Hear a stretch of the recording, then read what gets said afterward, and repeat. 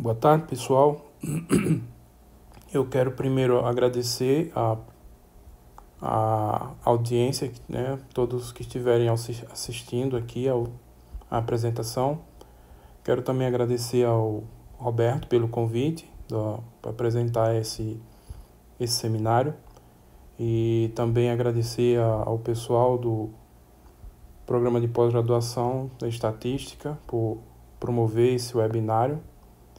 Então, eu vou falar aqui sobre o lema de Neyman-Pearson generalizado. Então, o lema de Neyman-Pearson, uma forma chamada lema fundamental de Neyman-Pearson, já é bem conhecido e é bem utilizado na estatística.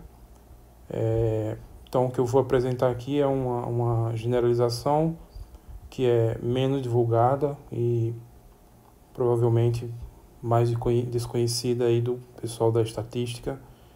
E principalmente aqui o objetivo é dar uma abordagem mais matemática, né? Ver como que a matemática auxilia na obtenção de resultados aqui que são muito importantes em outras áreas, aqui no caso da estatística.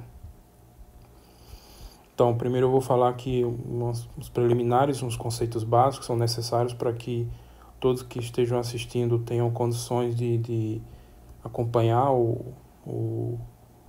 a apresentação, entender minimamente os resultados auxiliares que eu vou enunciar, alguns com demonstração no apêndice, e depois eu vou discutir o lema de Neyman-Pearson numa das suas formas generalizadas, e concluo com o teste definindo o que vem a ser um teste de Neyman-Pearson. Bom, então nos conceitos básicos, então a estatística matemática ou a inferência estatística, ela se baseia num objeto fundamental chamado aqui de espaço estatístico ou então experimento estatístico. O termo mais comum é esse, experimento estatístico. Consiste de um elemento com três entes. O primeiro elemento aqui, esse X caligráfico, que é chamado espaço das observações ou espaço dos dados, que representa simbolicamente o conjunto dos dados onde vão estar as observações estatísticas, os dados, né, dos experimentos estatísticos. Então, esse conjunto ele pode ser de tipos variados, pode ser números inteiros, números racionais, pode ser vetores, né, vetores numéricos, podem ser sequências numéricas, podem ser dados funcionais. Então, esse conjunto aí, X, tem ele é abstrato e permite uma gama grande de situações. Então, a única coisa que se exige é que ele seja diferente do vazio, por razões óbvias. O segundo elemento ele é uma coisa mais técnica, matemática, sigma-álgebra, que a gente precisa simplesmente para poder construir toda a teoria. E o terceiro elemento é o que a gente chama de família de modelos, que consiste de uma coleção de distribuições de probabilidade no espaço x-beta. O par x-beta apenas a gente chama de espaço mensurável. Então, para cada elemento da família P, que é uma medida de probabilidade, então a gente tem para cada P aí um espaço de probabilidade. Então, na verdade, aqui a gente tem uma família de espaços de probabilidades, todas sob o mesmo espaço mensurável, onde você está variando as probabilidades. Então, uma situação, esse aqui é o contexto geral, né, que isso aqui é simplesmente uma família de distribuições de probabilidade, e uma situação bem importante e particular é essa de que é chamada de espaços paramétricos, né?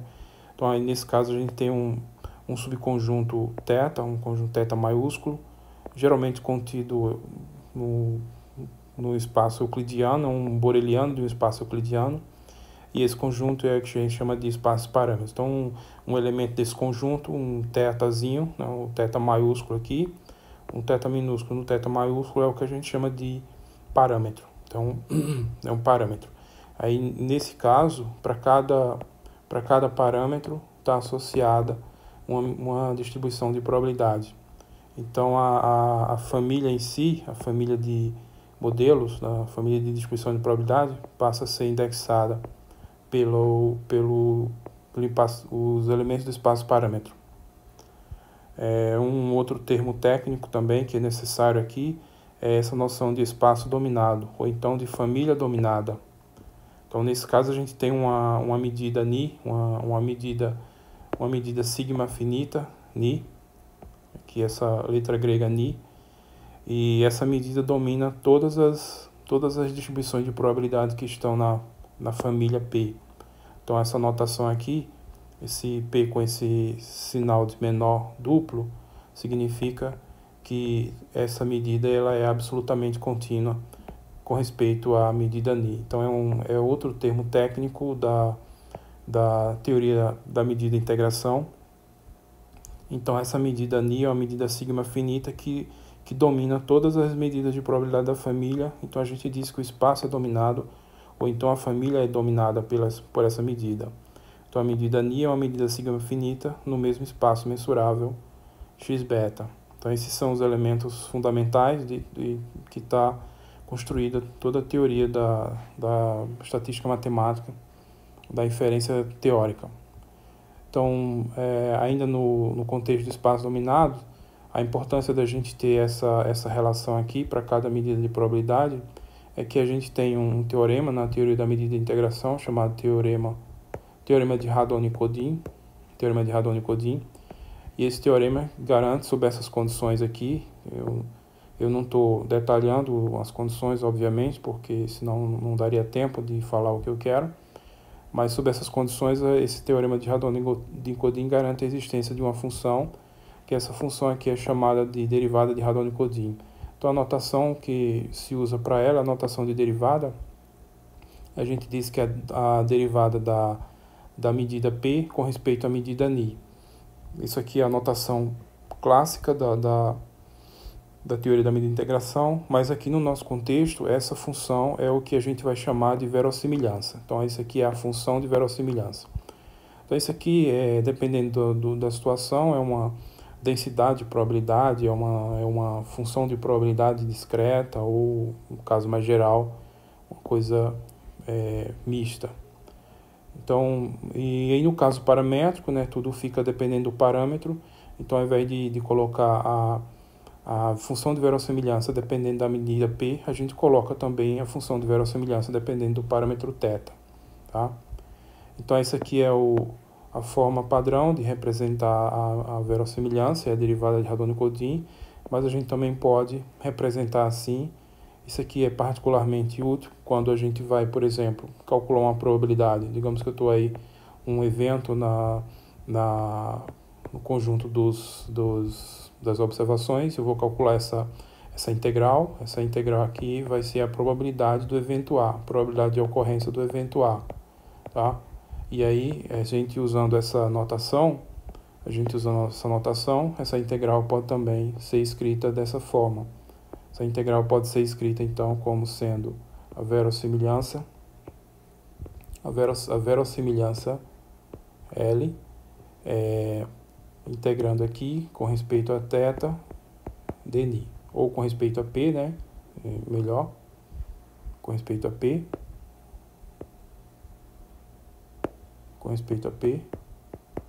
Se for paramétrico, aí você coloca um θ. Então, a gente usa essa notação aqui por ser mais prática, tá? Mas é uma notação. Isso aqui não quer dizer que você está multiplicando esse lado e esse por dni, simplificando, não. É só uma notação que acaba sendo prática na hora de trabalhar com as integrais. Sobre a natureza das observações ou dos dados é muito ampla. Podem ser coisas numéricas, podem ser outro tipo de objeto, podem ser funções, por exemplo, né? Trabalhando com processos estocásticos. Então, eu vou destacar duas situações muito comuns, que são as observações discretas, no caso em que o espaço das observações ele é numerável, e a sigma-álgebra natural é a sigma-álgebra das partes, a sigma-álgebra de todos os subconjuntos, né, do X. e a medida dominante é a medida de contagem. A medida de contagem é a medida que, para cada subconjunto, isso aqui dá o número de elementos do subconjunto. Então, isso é o que a gente chama de medida de contagem. Então, é a medida dominante natural para essa situação aqui das variáveis discretas. E a integral, nesse contexto, vira somatório. Então, pode ser variáveis discretas finitas, quer dizer, observações discretas, né, ou finitas ou infinita numerável. O outro caso importante é o caso das observações contínuas. É quando uma observação é, na verdade, um vetor do Rn qualquer. Tá? Então, isso aqui vai ser um subconjunto do Rn. Então, uma observação é um subconjunto do Rn, e aí só se pede, por razões técnicas de mensurabilidade, que seja um boreliano, ou seja, um elemento da sigma-álgebra de Borel. E nesse caso, a medida de contagem, a medida dominante é a medida de Lebesgue. Então, a medida de Lebesgue é a extensão da ideia de comprimento, de área e de volume, a generalização dessas ideias de comprimento, área e volume. Tá? Então, isso é o que a gente chama de medida de Lebesgue para um R de dimensão n qualquer. Então, a gente tem aqui uma observação aleatória, que é uma aplicação mensurável com valores em x. Então, tecnicamente, a gente tem uma função, uma aplicação definida em um espaço mensurável, abstrato, com valores no espaço das observações, certo? E aí, cada valor dessa observação aleatória é um elemento do espaço das observações. Então, isso é o que a gente vai chamar de uma observação aleatória. Então, uma observação aleatória pode ser a situação mais comum, que é uma variável aleatória mesmo, é um vetor aleatório, mas pode ser uma sequência, né, de variáveis aleatórias, pode ser um processo estocástico, né, se for dados funcionais, campos vetoriais, enfim, pode ser muita coisa aqui, que eu estou chamando genericamente de variável de observação aleatória. Mas é esse conceito de observação aleatória que está gerando os elementos do espaço das observações, ok? E aí, esse objeto, chamado de observação aleatória, ele tem um comportamento probabilístico indicado pela sua distribuição de probabilidade, e essa coisa é desconhecida. Então, esse objeto aqui é desconhecido.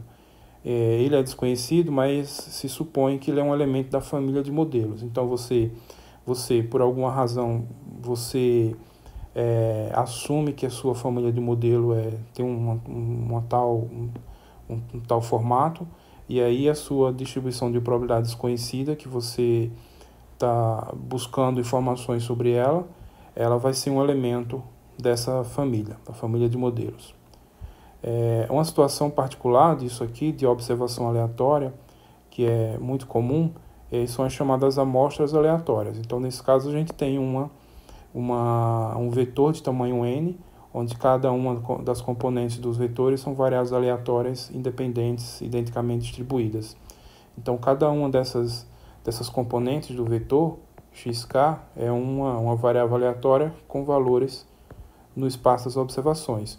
E o vetor xtil em si, então, vai ser um elemento no produto cartesiano x elevado a n.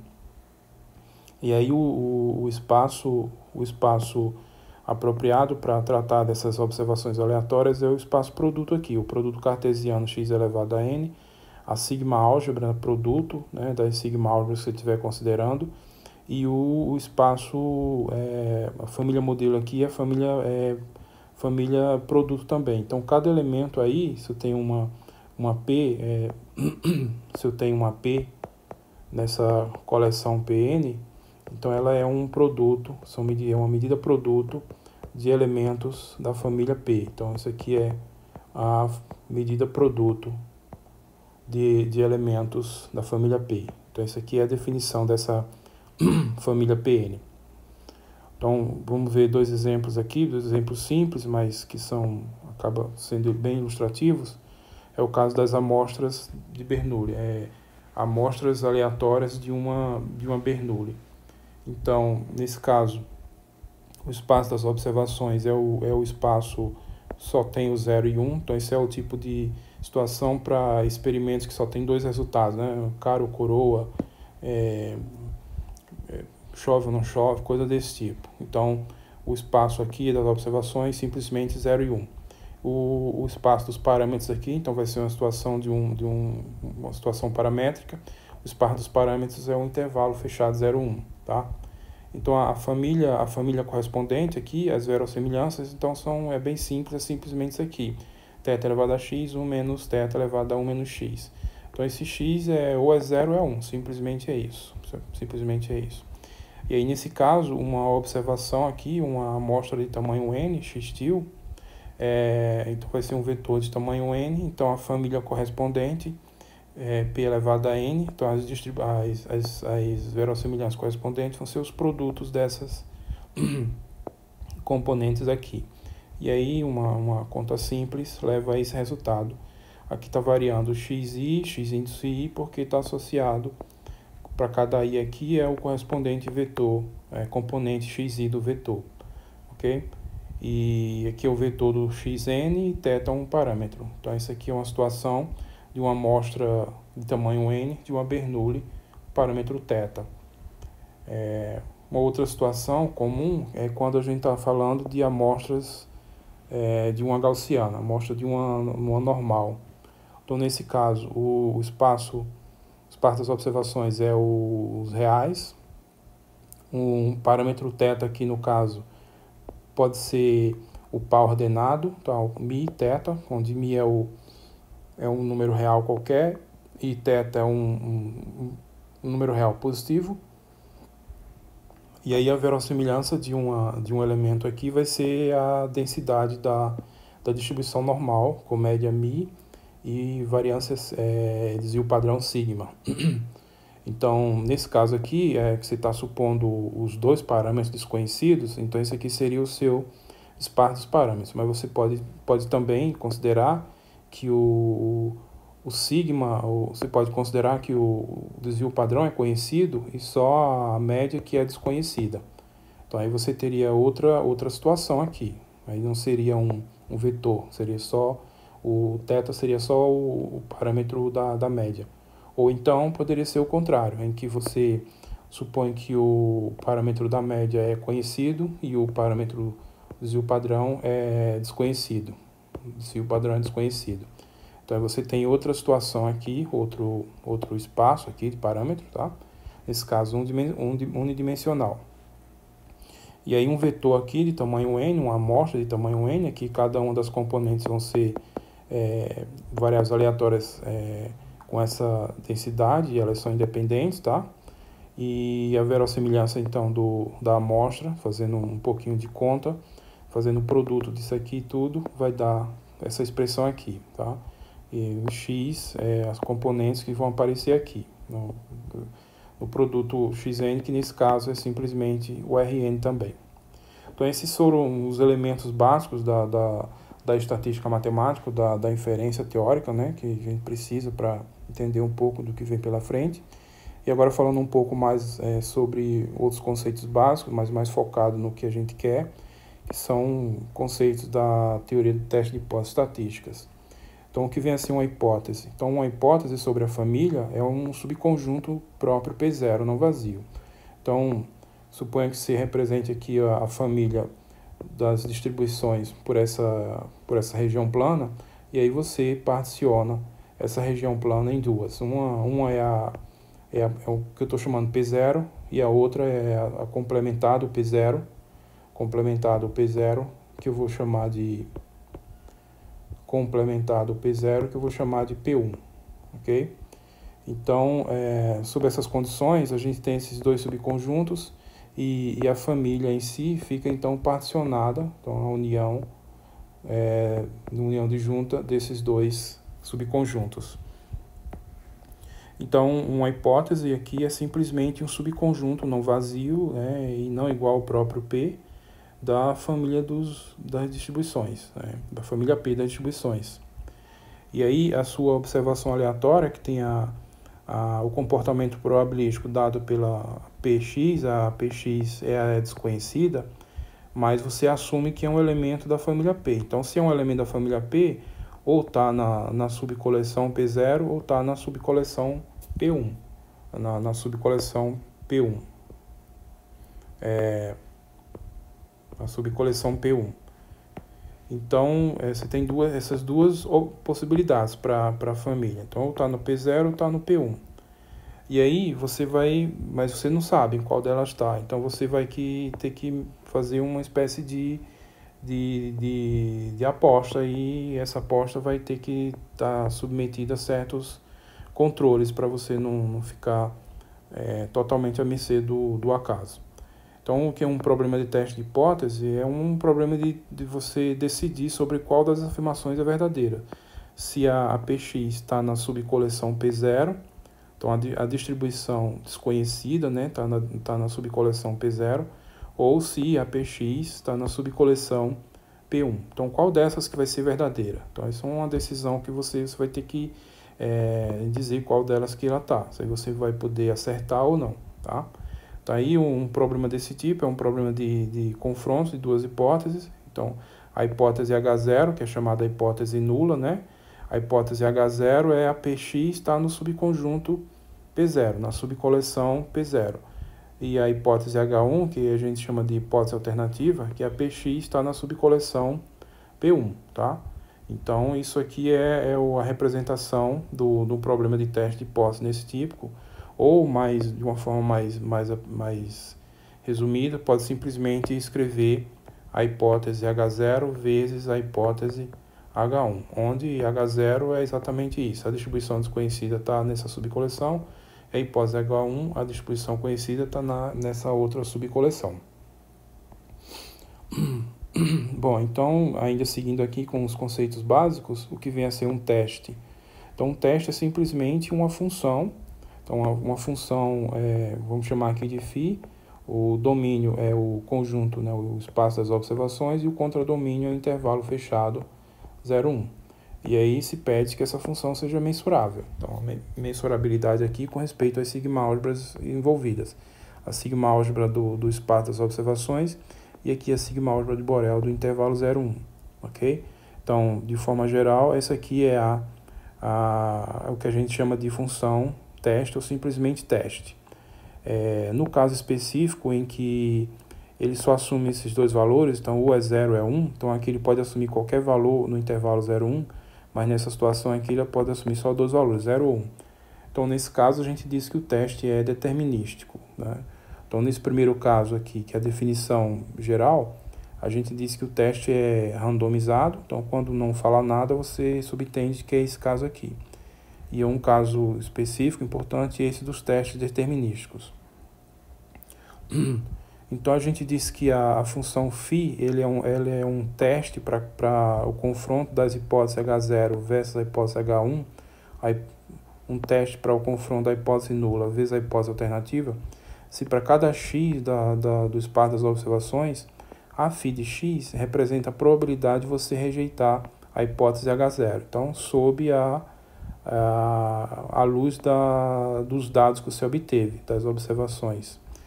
E 1 menos φ de x é a probabilidade de você aceitar H0 também sob os dados das observações. Então, você realizou o experimento, obteve os dados, x, e aí, com esses dados, você vai rejeitar a hipótese H0 ou então você vai aceitar a hipótese H0. E fazendo isso, você vai ter essa probabilidade correspondente para rejeitar e essa outra para aceitar. Tecnicamente, isso aqui não é uma probabilidade. A função φ não é uma probabilidade, porque não é uma distribuição de probabilidade, porque o domínio dela não é nem uma sigma-álgebra, tá? Então, não é uma medida de probabilidade. E também não é uma função de probabilidade discreta, né? Porque não tem as características de função de probabilidade. É chamada probabilidade simplesmente porque é um número entre 0 e 1 e o papel dela é exatamente dar essa interpretação, né? A probabilidade de você rejeitar H0 ou isso aqui, nesse caso, a probabilidade de você aceitar H0. Ok? Então, essa aqui é a função teste.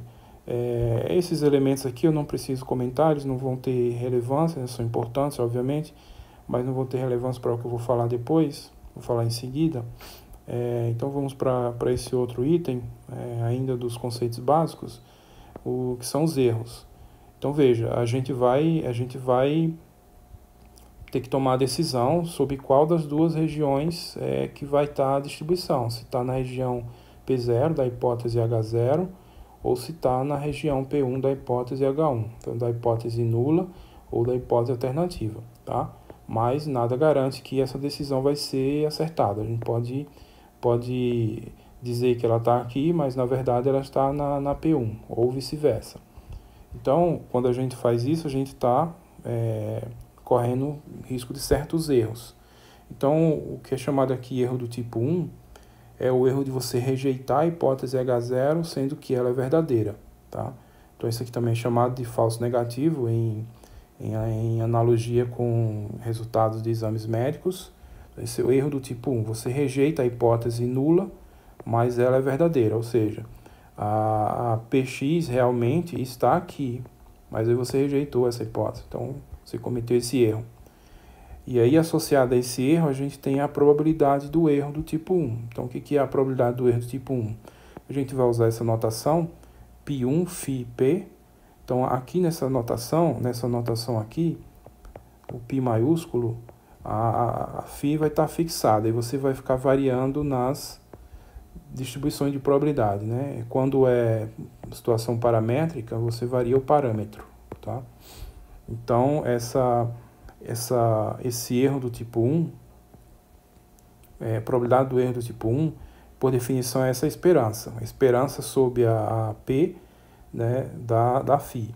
Ou seja, essa integral aqui, tá? A integral da φx, verossimilhança P com respeito à medida dominante. Só que você vai fazer esse cálculo aqui variando em todas as P's da hipótese nula. Ou seja, você vai fazer aquele cálculo daquelas esperanças, aquelas probabilidades do erro tipo 1, você vai variar aqui. Então, para a φ fixada, você vai fazer aquele cálculo com todas as P's que estiverem na região da hipótese nula. Então, essa é a probabilidade do erro do tipo 1. Então, só atenção para esse detalhe aqui. E a gente tem também o erro do tipo 2, que é o erro do tipo 2 é você aceitar a hipótese H0 quando ela é falsa. Então, isso aqui também é chamado falso positivo. Então, nesse caso, a distribuição desconhecida não está nessa região, mas você aposta que está aqui. Então, mas ela não está, ela está aqui de fato. Então, isso é o erro do tipo 2. Você aceita a hipótese nula, mas ela é falsa. Então, a probabilidade do erro do tipo 2, que por definição é usar essa notação aqui. Então, aqui também um π maiúsculo, a φ vai estar fixada e você está variando, o argumento aqui é a distribuição de probabilidade. E no caso discreto não, no caso paramétrico, você varia aqui o parâmetro. E por definição, isso é a esperança de 1 menos φ, ou então essa integral aqui, tá? 1 menos φx, a verossimilhança, e aqui a medida dominante. Só que você vai fazer esse cálculo dessas esperanças para toda P da região da hipótese alternativa. Então, diferentemente do erro do tipo 1, probabilidade do erro do tipo 1, que você faz a probabilidade para o cálculo para todas as distribuições da região da hipótese nula. Então, essa aqui é a probabilidade do erro do tipo 2, tá? Que você aceita, mas ela de fato é falsa, né? Então, essas duas probabilidades são importantes. E a gente tem ainda também esse outro conceito aqui, esse outro parâmetro, que é chamado o poder do teste. Quando você tem um teste específico, então tem esse conceito aqui, que é o poder do teste. Então, que tenta exatamente medir isso daqui, a probabilidade de você rejeitar a hipótese sendo ela falsa, que é uma decisão acertada, né? Você vai rejeitar e ela sendo falsa, tá? Então, a notação para isso é esse beta φ. Então, nesse caso aqui, o φ está fixado, e você vai fazer o cálculo variando nas distribuições de probabilidade. E quando é no caso paramétrico, você vai fazer o cálculo aqui variando nos parâmetros. Então, isso aqui também é uma esperança, e você vai fazer o cálculo dessa esperança com respeito a essas medidas de probabilidade. Então, pode usar também essa notação aqui, né? Só que agora, para todas as P's em P1. Por que para todas as P's em P1? Aqui é a região da hipótese alternativa. Porque você quer rejeitar sendo realmente falsa, tá? Então, aqui você vai tomar uma decisão correta. Então, perceba aqui a diferença entre o poder do teste e a probabilidade do erro do tipo 1. Tá? A probabilidade do erro do tipo 1, você faz o cálculo das probabilidades do erro tipo 1 para todas as P's da região da hipótese nula, enquanto que para o poder do teste você faz o cálculo para todas as distribuições da região correspondente à hipótese alternativa. Então, isso aqui vai ser o poder do teste. Bom, então, você tem o poder do teste, aí você tem essa grandeza aqui chamada o tamanho do teste. Então, o tamanho do teste é a probabilidade máxima de você cometer o erro do tipo 1. Então, isso aqui, você pega todas as probabilidades do erro do tipo 1, você calcula, né, as probabilidades todas do erro do tipo 1. Então, você faz esse cálculo para todos os P's da região da hipótese nula, tá? Todos os P em P0. Então, isso aqui você vai obter dependendo do tamanho, né, do P0, você tem vários valores aqui, e aí você pega o supremo desses valores. Então, você pega isso aqui são números entre 0 e 1, então você pega o supremo desses valores.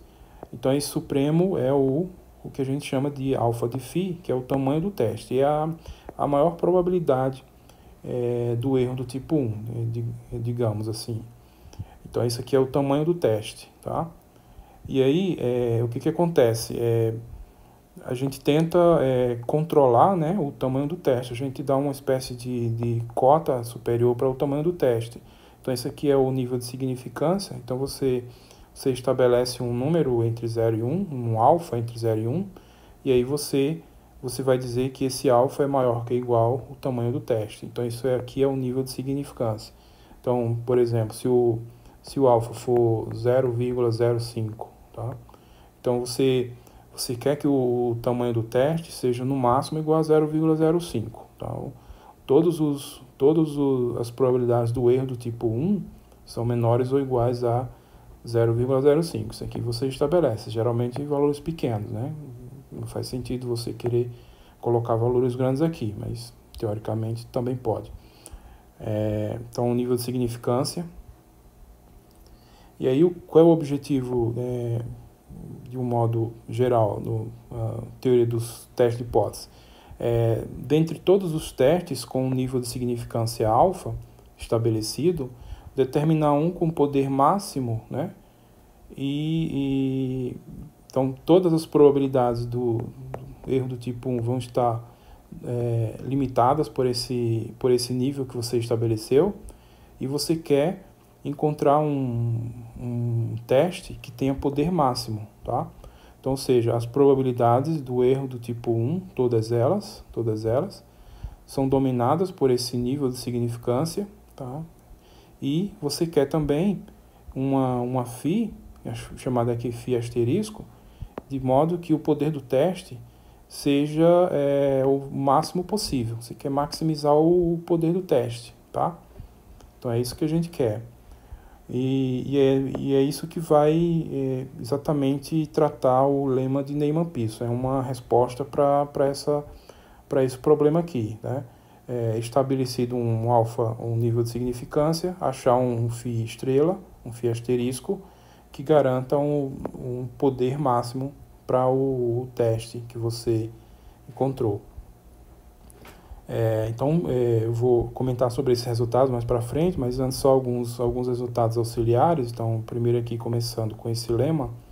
Então, o espaço, chamando aqui de tal, esse T caligráfico é o conjunto de todos os testes, tá? Conjunto de todos os testes. Então, o espaço das funções testes, ele é convexo, tá? Isso aqui é um resultado bem simples, tá no apêndice aqui dessas anotações, tá no apêndice, mas é uma coisa bem trivial, é bem simples, está aqui só para formalizar basicamente.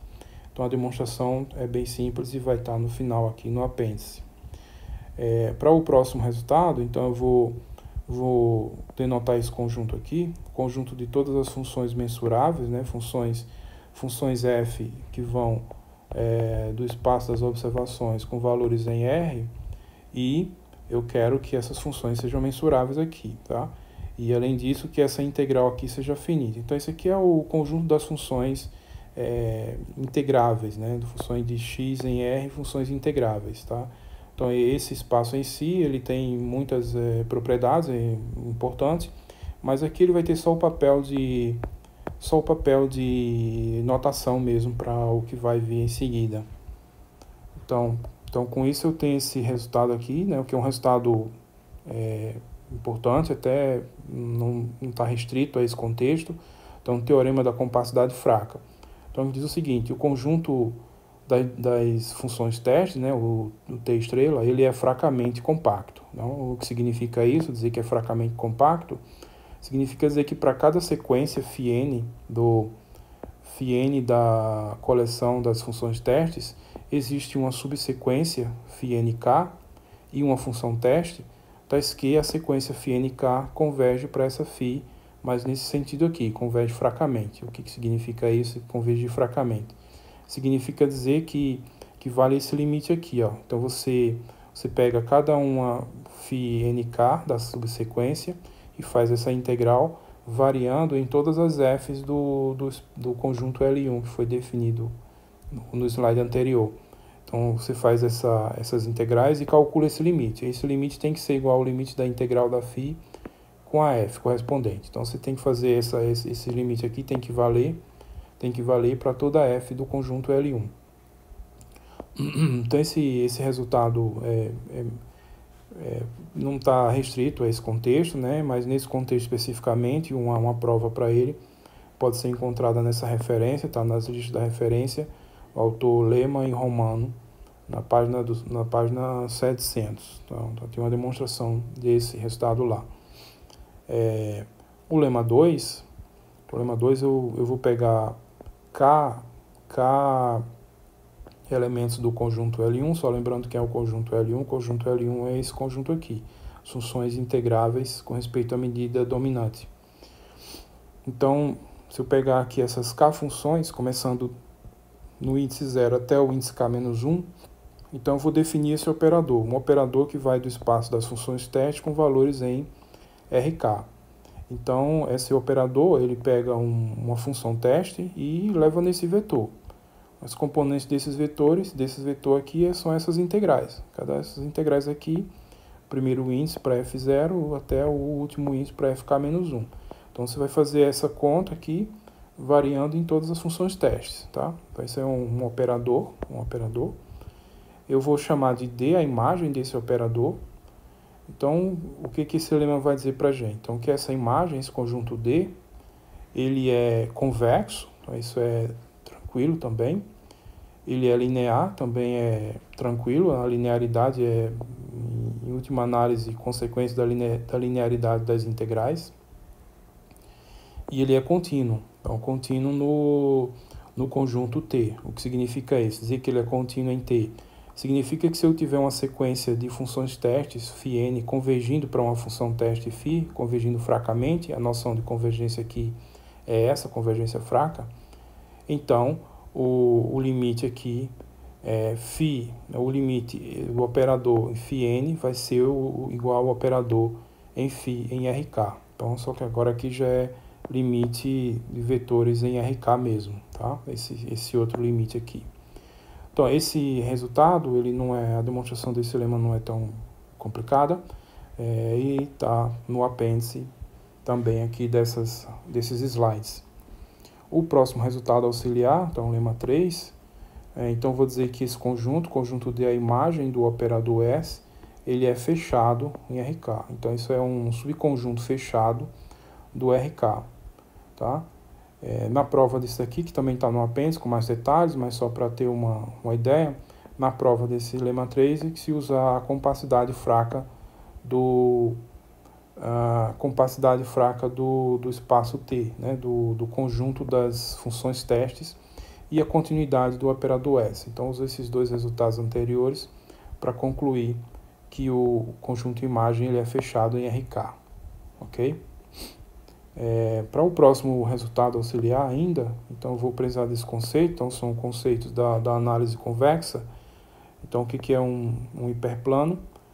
Hiperplano suporte. Então, dado um vetor não nulo, V em RK, um hiperplano é um conjunto desse aqui, o conjunto dos vetores x em RK, tá, que é o produto interno do x com esse VK, deu um valor alfa. Esse alfa está fixado, tá? Então, no caso K igual a 2, por exemplo, do plano, então o hiperplano é uma reta. Então, isso aqui é a equação, isso aqui nesse caso é a equação de uma reta mesmo. E no caso do espaço tridimensional, então o hiperplano é um plano mesmo. Então, isso é a generalização da ideia de plano. Então, nesse caso, isso aqui é a equação de um plano, a equação genérica de um plano. Então, esse plano aí, esse hiperplano, ele é dito um hiperplano suporte para um conjunto convexo D. Então, eu tenho um subconjunto D do RK.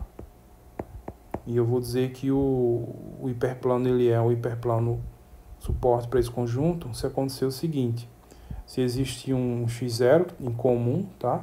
Que está no hiperplano e no conjunto, e para cada x, então para cada ponto do conjunto, vale o seguinte: ou esse produto interno é menor que ou igual a alfa, isso significa dizer que o ponto está abaixo, né, tá no semi-espaço inferior, ou então esse produto interno aqui é maior ou igual a alfa, quer dizer que ele está no semi-espaço superior, ok? Então esse é o conceito de hiperplano suporte. E aí o teorema do hiperplano suporte diz o seguinte: se x é um ponto da fronteira de um conjunto convexo, se x é um ponto da fronteira de um conjunto convexo D no RK, então existe um hiperplano suporte para D nesse ponto, tá? Então, só fazer uma figura aqui. Então, por exemplo, pegar aqui uma circunferência, uma coisa assim que seja convexo. Então, o teorema do hiperplano suporte diz que você pegar qualquer ponto aqui, né? Pegar um ponto aqui, por exemplo. Então, aqui é a situação do plano. O hiperplano é uma reta. Então, aqui, por exemplo, essa reta divide o plano em dois, né, semiplanos. E aí, nesse caso aqui, o conjunto D, que é o conjunto D é essa região aqui, o conjunto D está todo acima da reta, né? Ou se fosse aqui, por exemplo, aí seria o contrário, tá? Seria o contrário. Então, o teorema isso aqui vale no espaço, dimensão 3, e vale no espaço Rn e Rk qualquer. Então, esse é o conteúdo do teorema do hiperplano complexo, vai ser usado na demonstração, que é usado na demonstração do teorema, que é o lema de Neyman-Pearson. Então, a prova desse resultado aqui, né, pode ser encontrada em várias referências de análise convexa.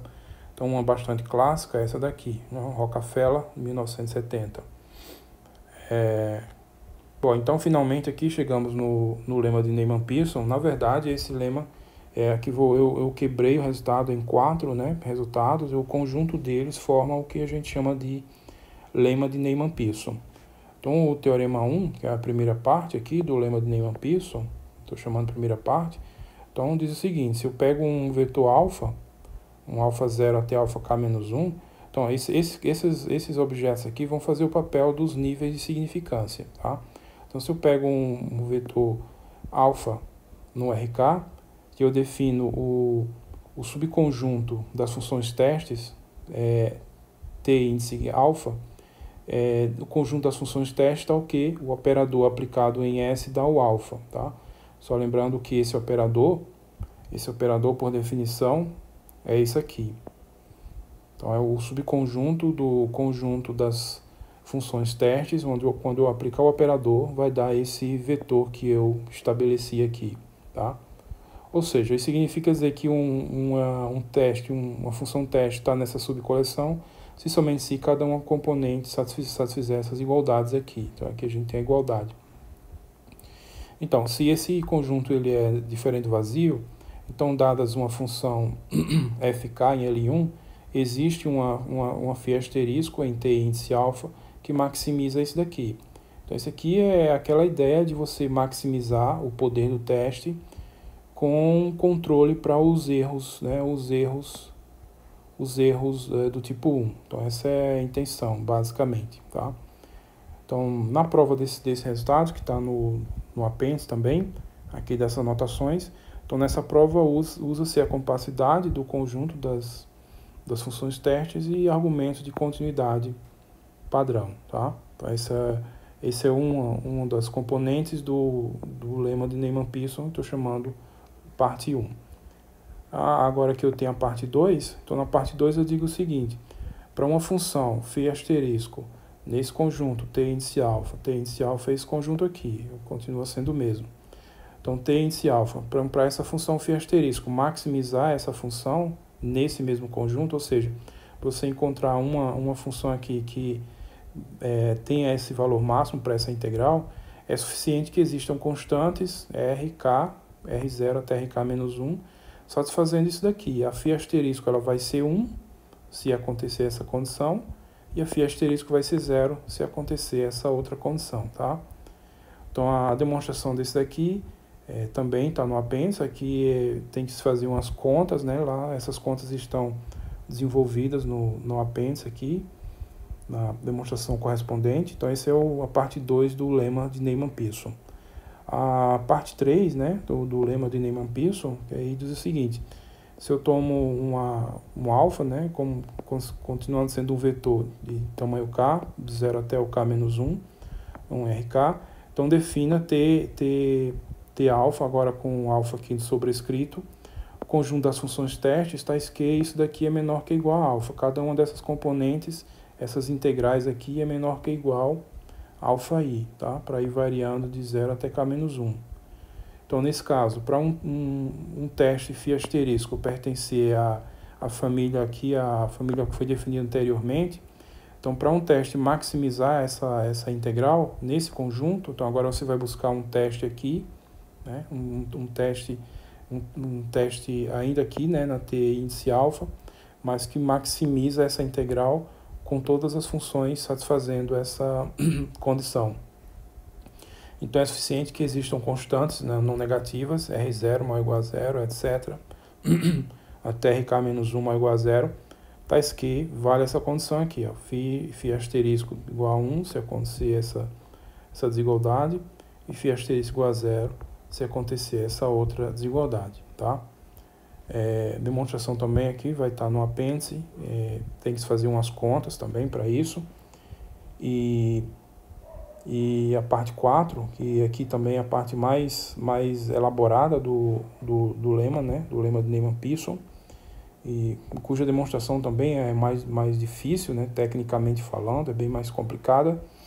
Então, se eu pegar um alfa no interior do D, e que é o D, só lembrando, o D é a imagem do operador que foi definido aqui. Esse operador, cadê? Esse operador. Então, D é a imagem desse operador, tá? Então, esse conjunto D. Então, se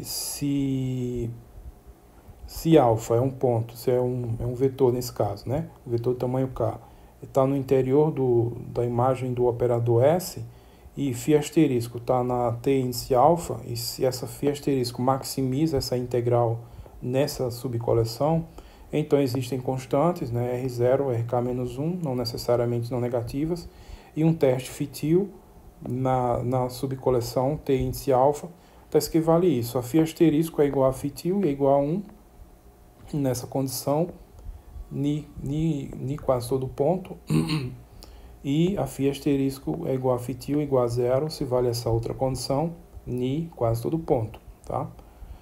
Então, em particular, fitil maximiza essa integral aqui, tá? Então, esse teorema ele é a parte mais delicada do resultado, A demonstração dele também está no apêndice. Então, a demonstração desse teorema faz uso do teorema de compacidade fraca, de novo. Os lemas 2 e 4 foram enunciados anteriormente, e do teorema do hiperplano suporte, de uma forma muito engenhosa aqui, que eu achei. Então, por isso eu acho a parte mais interessante. E a demonstração dele é bem mais também trabalhosa, tem mais contas para fazer. Então, aqui eu não vou detalhar, obviamente, as demonstrações desses teoremas, só estou dando aqui os passos, e no apêndice eu detalho. E aí, com isso, aí a gente conclui definindo o que é um teste Neyman-Pearson generalizado. Então, a gente diz que um φ asterisco é um teste, né? Ele é dito um teste de Neyman-Pearson generalizado para essas funções aqui, se existem essas constantes R0 até RK-1, aí são os chamados multiplicadores de Lagrange, tais que vale essa relação aqui, tá? Então, φ asterisco igual a 1, se acontecer isso, φ asterisco igual a 0, se acontecer isso. Então, isso é o que a gente chama de Neyman-Pearson generalizado. Só um comentário, é que existem outras versões desse teorema, né, com outras hipóteses, não necessariamente o alfa no interior do domínio, pode ser na fronteira, enfim. Existem outras versões, né, onde você muda alguma dessas condições, mas essa é a mais conhecida, né?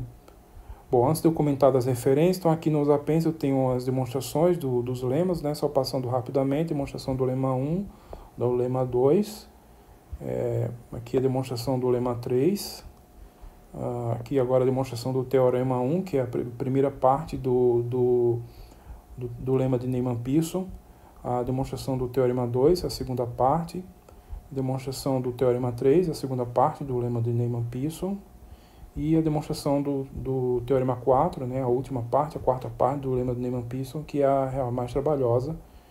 E realmente, então nessa figura aqui é onde a gente usa, aqui é para representar o argumento, né, para ilustrar o argumento, onde usa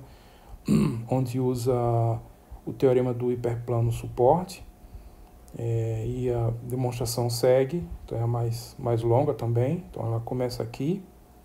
Demonstração do teorema 4 começa aqui nessa parte e vai até aqui, tá? Até aqui.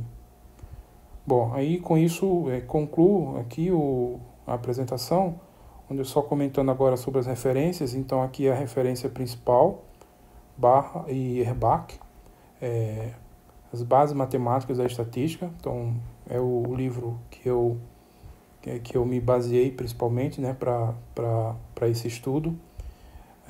Então, como a primeira referência, como a segunda referência, né, segunda no sentido em ordem de importância aqui no que foi apresentado, é o Lehmann-Romano, então, teoria teste estatístico de hipótese, né? Então, esse livro aqui é bem famoso nessa teoria. Um outro livro aqui, segundo na importância, esse outro, Linkov, Notas em Estatística Matemática, o Rockefeller, que é um livro de análise convexa sobre o teorema do hiperplano suporte, e essas outras referências também foram consultadas para esse trabalho.